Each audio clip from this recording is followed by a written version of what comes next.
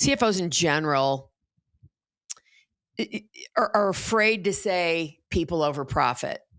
You, on the other hand, do not subscribe to that. You are one who, No. would refer to as a disruptor, or you're bucking the trend, right? That you see Mhm. people over profit. How did you come to Yeah. that? And that's one of the things I really wanted to spend time on, because that's just not the typical CFO. And which is one, I've seen often that heads of talent report to CFOs, and I've just said, this is just the worst place in the world. This and HR, worst place in the world for you to be reporting, right? Yeah. Because of how they look at that. So how did you come to Yeah. this? Because I know this is a big deal for you. Hmm. It is. It's something I'm really passionate about. Um, my overall view is that you, as a Correct. business, you have to prioritize people over Hmm. profit. Now you have to meet payroll, right? Like Right. they still expect to be paid every other Friday. So you have to do what you have to do for sure. But Hmm. the people generate the profit.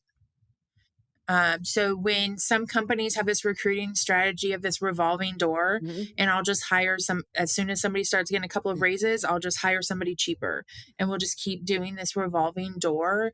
It's Yeah, your indirect of course. costs of turnover, of losing that experience, Hmm. of that even just camaraderie when you come to work and you love the people you work with. You're just Hmm. willing to go to a whole different length than if it's just a job in your eyes. At the end of the day, the people make the profit. If every single one of my team members walked out Right. the door today, there is no profit next week. There is none to be found. So Yeah, I can't subscribe to the idea that your people are a cost center or they are that's without, right. as a service company, they are our biggest expense. That's right. They are our biggest Yeah. asset, though, as well. And I've just always viewed it that way. I wish I could say that there was like this moment in time um, where something Hmm. clicked for me or I had this light bulb moment, but I've just always viewed it that way. And I do Yeah. not envy people who are forced with layoffs. Sometimes people have to make tough decisions, but I also see the companies that Hmm. layoffs are part of their strategy, Mm. that they're like, we'll just scoop up, scoop up, scoop up. And then 18 months from now, we'll Yeah. do a layoff. Mhm. And I just can't wrap my mind around that. And I've had no shame in saying it. I'm very comfortable with I'm not for everyone. My Right. personality is not for everyone. My viewpoints aren't for everyone. And that's Well, okay you're right. because I'm And not here to and please it's anyone. what I used to say back in the day when I was still doing search work, there's an ask for every seat, right? And you don't, Yep. everybody doesn't need to be a client. You don't need to work for everybody. You need to find the best fit for you Yep. based on how you are looking at the market and how things need to be done. I mean, your viewpoint of people being so important, and this is one of the reasons I was really excited about spending time with you on an interview, was that Yeah. I've been preaching for years why it's important to be talent centric, and this is one reason what you're saying is what helps make a talent centric company, right? Because without all those people, you can't get anywhere. Yeah. Period. And I, Yeah. right. Like, what's your game plan without your team? What are you going to do? I can tell Yeah. you, I think I'm really good at what I do, but Right. I am not the one driving this business forward. That's right. I am not the one bringing cash in the door. Hmm. I am not the one generating the Of profit at course. the end of the day. Do I have an impact? I sure hope so. Otherwise, I shouldn't be in this seat. But this is not me. Those financials are not a result of Right. my work. It's everybody out there who Hmm. is working their tails off for it. And then I also tell people this is not some, put on a hero cape or this like selfless Yeah. idea either. It's very self serving. Of course. If you take Mhm. care of your people, they'll take care of you. Treat people well, pay them what they deserve. Make sure that you're the type of Yeah. company that people Hmm. deserve to work for, Yeah. and Of you course. get it back tenfold again and again and again. Example that I'll use super recently that's so unimportant, but we just moved into our brand new office last Monday now, and we got in trouble with the city because we overflowed our dumpster way too much with all of the Oh. final, like just moving and people unpacking their boxes. And they came to take the dumpster and they're like, not a chance. It's stacked way too high. I was like, well, what am I supposed to do? And they're like, get up there and take all the trash off. what else are you supposed to do?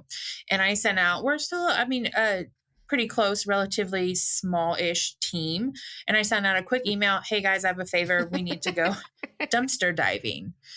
It's Uh, Omaha, Nebraska. uh, It's a winter. And to add shit. insult to injury, it was raining. And within 8 seconds of that email being out, I looked out my Unbelievable. window and there was people out there Yeah, handling it. That of is so course. far outside of their job scope or anything else. Mhm, And so that is something that is so small, but it's such an example. If they're willing to go jump up onto a dumpster in the winter in rain, mhm. That's what right. else are they going to be willing to do for you? If you've taken care of them and a customer is upset, eh, Mhm, they're going to handle it. They're going to take care of your mhm. customer, and your customer is your profit at the end of the day as well. And so to me, it just like all goes hand in hand. You Right. take care of your people, and your people Yep. take care of your company every day on personal levels, professional levels.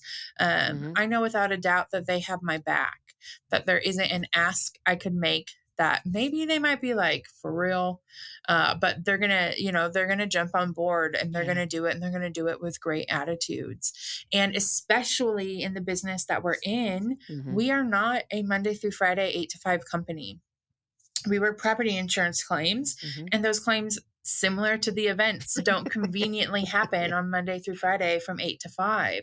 So like we are Mhm. still Mm. knee deep in Hurricane Ian recovery, and I have my team quite Mhm. literally drove straight into the eye of a hurricane.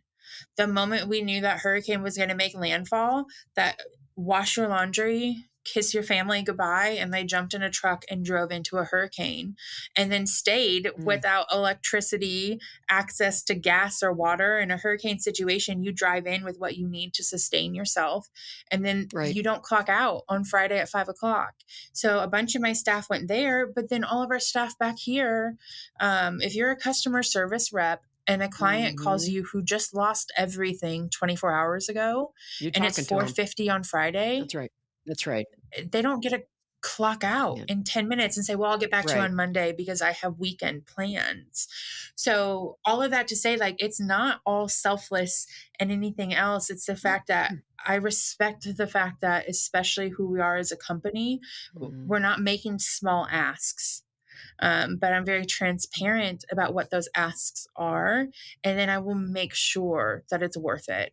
I will make sure that you're appreciated. I will make sure that you're properly compensated. If you need something, I got Mhm. you, as long as it's within means. And then I want you to love to come to work. I know everybody doesn't subscribe to that, but we spend way too much Right. time here to not feel good about what we're doing. So I want it, I guess, to sum that up, like I want to be the Mhm. type of company, the type of Got it. leader. Carol Schultz here. Thanks for watching this excerpt from Authentically Successful. The conversation doesn't end there. So if you want to hear this episode in full and all my conversations with many other successful founders and CEOs, please visit verticalelevation.com/podcast.